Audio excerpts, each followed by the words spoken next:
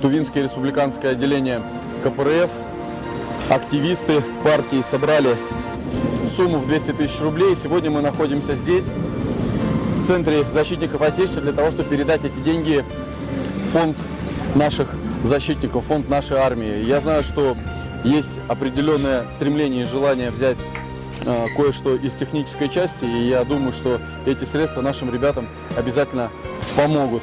Поэтому сегодня здесь состоится очень интересное мероприятие, и мы от ЛКСМ, от комсомола, от наших ветеранов и от партий эти деньги собрали все вместе для того, чтобы сегодня их здесь вручить.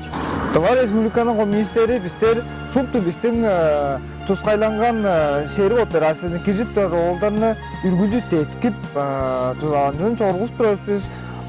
Повода аза 200 мың ашкана чыгаш фондуга тамжыдар дешкелдиз. И общественные организации, политические партии, кто как может, кто чем может, помогает, соответственно, нашим ребятам, кто находится на передовой. Это не первая и не последняя помощь. Более того, мы, когда прошлый груз новогодний отправляли, присоединились физически, помогли. У нас все вместе, там все молодежные организации, волонтерские организации были. Вот. Ну и в дальнейшем будем помогать по мере необходимости, в том числе, если будет необходимость по отгрузке летнего сбора, мы впереди всех будем помогать.